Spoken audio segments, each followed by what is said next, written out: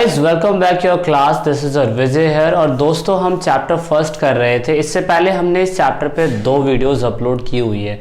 ये चैप्टर का तीसरा पार्ट है, वीडियो का लास्ट पार्ट है दोस्तों। और चैप्टर का नाम है constitution why and how. Class 11th की दोस्तों पॉलिटिकल साइंस की नई सीरीज स्टार्ट हुई है क्योंकि new syllabus according to CBSE board आया है। तो दोस्तों इससे पहले 2 चैप्टर जो वीडियो के 2 पार्ट अपलोड हुए थे वो ज़रूर देखिएगा, जब जाके आपको तीसरा पार्ट समझ में आएगा। तो मेकिंग ऑफ इंडियन कॉन्स्टिट्यूशन की हम इसमें बात करेंगे। और सभी को पता है कि हम लोगों को आज़ादी 1947 के अंदर मिल चुकी थी, लेकिन यकीन मानिएगा उस टाइम पे हमारे भारत देश के अंदर संविधान को बनाने जैसी कोई बात नहीं हुई थी। लेकिन 1947 से पहले भी हम कहीं ना कहीं सोच रहे थे ब्रिटिशर्स के द्वारा कि हमें डोमिनेंट स्टेट चाहिए। लेकिन जब गांधी ने पूर्ण स्वराज की मांग करी तो ब्रिटिशर्स समझ चुके थे कि अब भारत को उनका संविधान देना पड़ेगा, जिससे उनको आज़ादी मिलेगी और वो अपना देश चला सकेंगे। तो इसीलिए जो ब्रिटेन था, यानी कि जिन्होंने हमारे ऊपर काफ़ी लंबे समय से क्या कहते हैं हमें गुलाम बना के रखा हुआ था और हम पे रूल किया था, उन्होंने फाइनली ये सोचा कि कैबिनेट मिशन भेजनी पड़ेगी। कैबिनेट मिशन के नाम से कुछ लोगों को भेजा गया और यहाँ पे दोस्तों उनका उस मिशन का उद्देश्य यही था कि भारत के अंदर संविधान को तैयार किया जाए।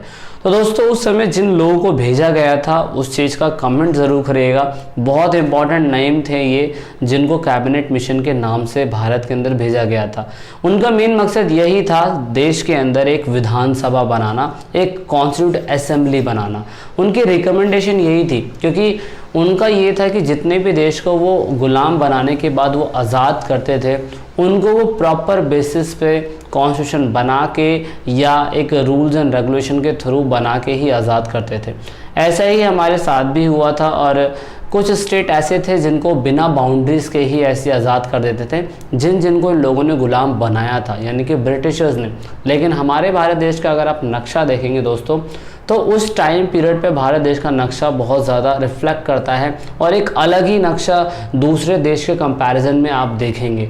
तो वो नक्शा जो बनाया गया था वो ब्रिटिशर्स ने नहीं बनाया था, सरदार वल्लभ भाई पटेल ने इसके अंदर बहुत तगड़ी मेहनत करी थी। और दोस्तों उसके बाद ब्रिटिशर्स ने सिफारिश दी कि अगर आपको अपना देश आज़ाद करना है तो आपको कुछ fundamental basic rules and regulation बनाने पड़ेंगे जो बिना संविधान के बनाए नहीं हो सकते। तो इसीलिए कैबिनेट मिशन भारत आया। और कैबिनेट मिशन भारत कब आया दोस्तों, उसकी डेट ढूंढिए, कमेंट करिए और बताइए। साथ में उन्होंने कॉन्स्टिट्यूट असेंबली की रिकमेंडेशन दी। उन्होंने कहा कि भाई अगर आपको कॉन्स्टिट्यूट असेंबली बनानी है तो उसमें कुछ सदस्यों को चुनना पड़ेगा, क्योंकि दोस्तों जब भारत देश आज़ाद नहीं था, गुलाम था, तो वहाँ पे भी उस समय कुछ ना कुछ पॉपुलेशन हुआ करती थी। तो उन्होंने कहा कि जितने भी प्रांत हैं, मतलब जितने भी, अगर आप भारत का मैप देखेंगे तो कुछ ऐसे प्रांत हैं जो अंग्रेज़ों की गुलामी में नहीं थे, जहाँ पे देसी रियासत रहते थे। कुछ ऐसे प्रांत थे जिसमें मतलब प्रांत मतलब स्टेट, कुछ ऐसे स्टेट थे जिसमें अंग्रेज लोग रहते थे। तो क्या करा गया, जितने भी स्टेट्स थे उन सभी रियासतों को, स्टेट्स को और प्रोविजंस को, सभी में से लोगों को चुना गया और कहा गया कि 10 लाख लोगों पे एक व्यक्ति को चुना जाएगा। तो इस तरीके से टोटल सदस्यों की संख्या कितनी हुई दोस्तों, 389।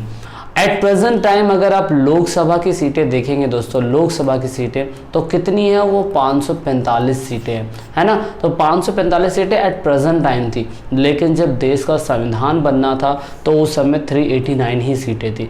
तो कॉन्स्टिट्यूट असेंबली के लिए 389 लोगों को चुना गया था, जिसमें से ब्रिटिश इंडियन प्रोविजन वाले इलाकों से 296 लोगों को चुना गया। दोस्तों ये ब्रिटिश प्रांत वही वाला स्टेट है जहाँ पे ब्रिटिशर्स ने भारत को गुलाम बनाया था। मतलब सारे हिस्से में नहीं, क्योंकि कुछ हिस्सों में तो प्रिंसली स्टेट भी रहते थे, कुछ हिस्सों में रजवाड़े भी थे। तो उन रजवाड़ों की तरफ से 93 लोगों को चुना गया। इन 389 सीटों में जिनका कॉन्स्टिट्यूट असेंबली के अंदर रोल होगा उनमें सभी लोगों को रिजर्वेशन दिया गया उनकी जनसंख्या के हिसाब से।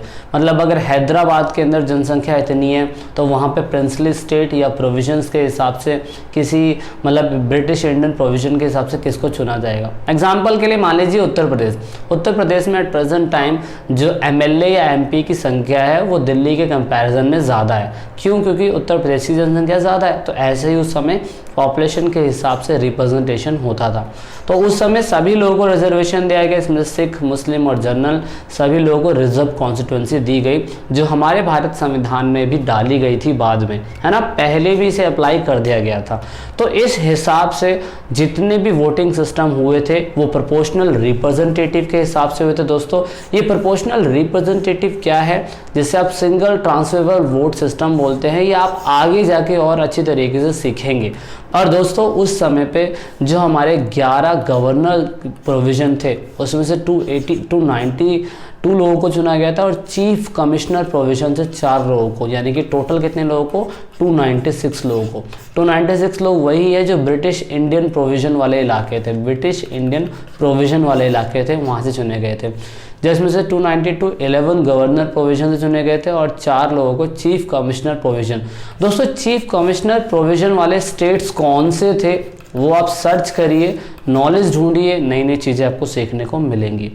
ओके, तो फाइनली जब हमारा देश का संविधान बनके तैयार हो गया था तो उस दिन पहली बैठक हुई थी 9 दिसंबर 1946। सभी लोगों ने तालियां बजाई, और उस समय पे हमारे देश में कोई राष्ट्रपति नहीं था, कोई प्रधानमंत्री नहीं था, कोई मुख्यमंत्री नहीं था, सिर्फ हमारे डॉक्टर सचिदानंद सिन्हा थे उस असेंबली के अस्थायी अध्यक्ष, जिसे आप टेम्परेरी बोलते हैं, क्योंकि पहली बैठक हुई थी उस दिन।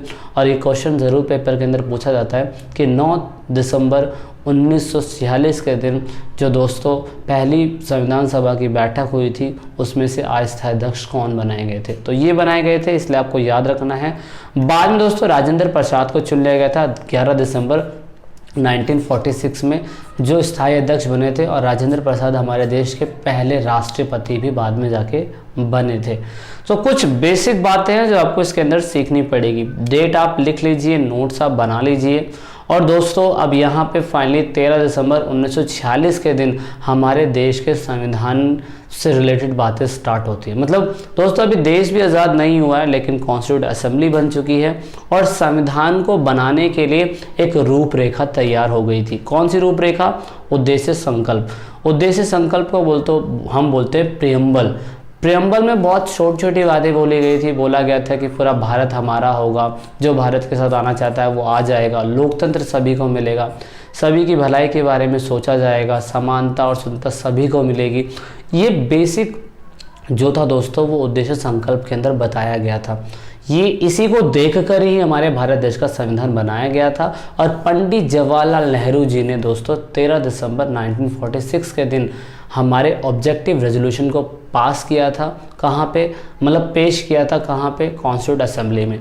फाइनली जब देश आज़ाद हो रहा था तो 22 जनवरी 1947 के दिन इसको पूरी तरीके से अडॉप्ट कर लिया गया था। और उसके बाद हमने अपने देश का राष्ट्रीय झंडा भी फहराया था, मतलब पेश किया था, वो भी हमारे जवाहरलाल नेहरू जी के द्वारा ही पेश कराया गया था 22 जुलाई 1947 के दिन, और अडॉप्ट कर लिया गया था। फिर बाद में दोस्तों 24 जनवरी 1950 के अंदर हमने जन गण मन जो था वो गाया था। और फाइनली 26 जनवरी 1950 के दिन हमने अपना संविधान लागू कर दिया था। तो दोस्तों इस बीच प्रोसेस जो लगा 2 साल 11 महीने 18 दिन लगे, और हमने 26 नवंबर 1949 के दिन अपना संविधान बना के तैयार कर लिया था। तो सिंपल शब्दों में मैं आपको एक और चीज़ बताना चाहूँगा। 15 अगस्त 1947 के दिन दोस्तों हमारा देश आज़ाद हुआ, लेकिन 29 अगस्त 1947 के दिन दोस्तों हमने एक प्रारूप समिति बनाई। प्रारूप समिति का मतलब होता है ड्राफ्टिंग कमेटी। हिंदी में दोस्तों इसे ड्राफ्टिंग कमेटी बोला जाता है। ड्राफ्टिंग कमेटी का मेन काम था कि देश में संविधान बनाना। तो 19 अगस्त 1947 के दिन प्रारूप समिति बनी और वो अपने काम पे लग गए थे। तो ऐसे बहुत सारी समितियां बनी थी, जिसमें से ड्राफ्टिंग कमेटी एक थी और 8 और कमेटियां बनाई गई थी।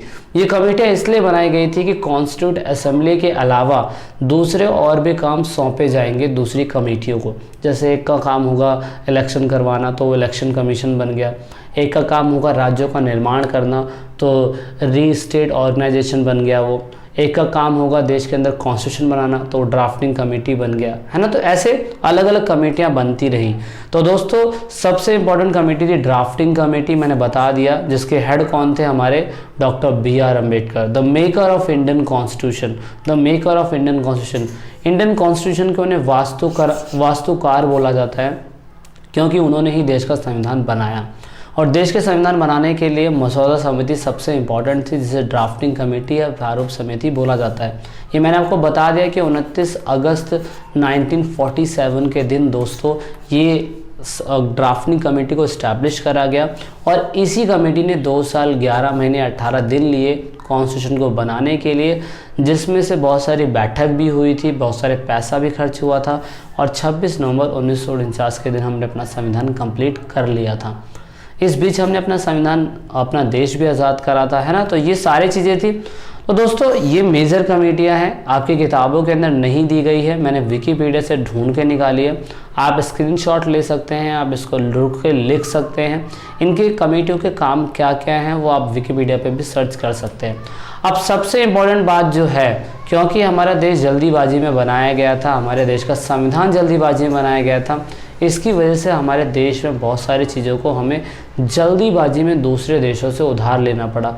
तो इसीलिए हमारे देश के संविधान को उधार का थैला भी कहा जाता है। तो 6 मार्क्स का क्वेश्चन पेपर के अंदर आता है कि आप बताइए कि इस भारतीय संविधान को उधार का थैला क्यों कहा जाता है। क्योंकि दोस्तों इंडियन कॉन्स्टिट्यूशन बोरो करा गया था डिफरेंट कंट्रीज से। तो हमने डिफरेंट कंट्री कौन कौन सी थी, क्या क्या लिया था हमने। अगर हम ब्रिटिश संविधान की बात करें तो हमने उनसे जो पार्लियामेंट्री फॉर्म ऑफ सिस्टम है वो लिया था, सिंगल सिटीजनशिप वो लिया था हमने, the idea of rule of law वो लिया था हमने, और establish of law by law, यानी कि जो कानून है वो विधि द्वारा स्थापित होगा, वो हमने ब्रिटिश कॉन्स्टिट्यूशन से लिया। मतलब हमारे भारतीय संविधान के अंदर अपना उस समय पे कुछ नहीं था। जो दूसरे देशों की अच्छी अच्छी बातें थी और ड्राफ्टिंग कमेटी ने दूसरे देशों की अच्छी बातों को उठा के अपने संविधान के अंदर डाल दिया। दूसरा अगर बात कर ले हमारे दबंग स्टेट, दबंग कंट्री यानी कि यूनाइटेड स्टेट ऑफ अमेरिका, उससे दोस्तों हमने फंडामेंटल राइट्स लिए, फेडरल स्ट्रक्चर लिया, इंडिपेंडेंट जुडिशरी लिया, उसके बाद सेपरेशन ऑफ पावर लिया कि ब्रांचेस अलग अलग हो गए, जुडिशरी, एग्जीक्यूटिव, लेजिस्लेचर वो लिया, जुडिशियल रिव्यू दोस्तों हमने लिया इसके अंदर। दूसरा आयरिश कॉन्स्टिट्यूशन से हमने direct principle of state policy लिया, ऑस्ट्रेलिया के कॉन्स्टिट्यूशन से हमने कॉन्करेंट लिस्ट लिया, रशिया के कॉन्स्टिट्यूशन से हमने फंडामेंटल ड्यूटीज़ लिया, साउथ अफ्रीका कॉन्स्टिट्यूशन से हमने कॉन्स्टिट्यूशन अमेंडमेंट लिया, जर्मन के कॉन्स्टिट्यूशन से हमने इमरजेंसी लिया, है ना। और दोस्तों लास्ट में हमारा यूएसएसआर दोस्तों, इससे हमने फंडामेंटल ड्यूटीज़ लिया, और साथ में जो आप 5 ईयर प्लान देखते हैं दोस्तों, 5 ईयर प्लान जो हर 5 साल के अंदर 5 ईयर प्लान पंचवर्षीय योजना आती है, वो हमने सोवियत संघ से लिया। सोवियत संघ पहले इसका नाम यूएसएसआर था, क्लास 12th में आप जाओगे तो सीखोगे, लेकिन अब इसका नाम रशिया हो गया है। तो वो देश से हमने ये लिया, और साथ में हमने फ्रांस के संविधान से हमने liberty, equality and fraternity and ये सब लिया। उसके बाद हमने रिपब्लिक कॉन्सेप्ट जो है फ्रांस के कॉन्स्टिट्यूशन से लिया। कनाडा से दोस्तों हमने ये लिया कि सेंट्रल जो होती है स्टेट के मुकाबले मजबूत होनी चाहिए, तो वो चीज़ हमने यहाँ से ली। साथ में हमने ये देखा कि कैसे केंद्र और राज्य के बीच जो शक्तियों का बंटवारा होगा वो हमने इनसे सीखा। और उसके बाद एक क्या कहते हैं अवशिष्ट शक्तियाँ होती है, एक अलग से शक्तियाँ होती है, वो सब हमने इनसे लिया। तो दोस्तों ये सारी चीज़ें हमने दूसरे देशों से उधार ली है। अगर आपको ज़्यादा जानना है तो आप वीडियो को पॉज करके दोबारा देख के एक एक चीज़ को कॉपी के ऊपर लिख सकते हो, क्योंकि बहुत इंपॉर्टेंट है। आप जब यूपीएससी की तैयारी करोगे, जब जाके भी आपको कहीं ना कहीं एमसीक्यू के अंदर मिल जाता है, तो हमें कन्फ्यूज़न हो जाती है कि कौन से देश से हमने क्या उधार लिया है। तो दोस्तों ये पूरे चैप्टर के अंदर यही था, and I hope you got so much information from this chapter, and this is it in this video, and let's meet in second part. दोस्तों जो क्वेश्चन पूछे गए हैं वो ज़रूर कमेंट करिएगा। चैप्टर में हम जल्द ही मिलेंगे आपको चैप्टर 2 के साथ।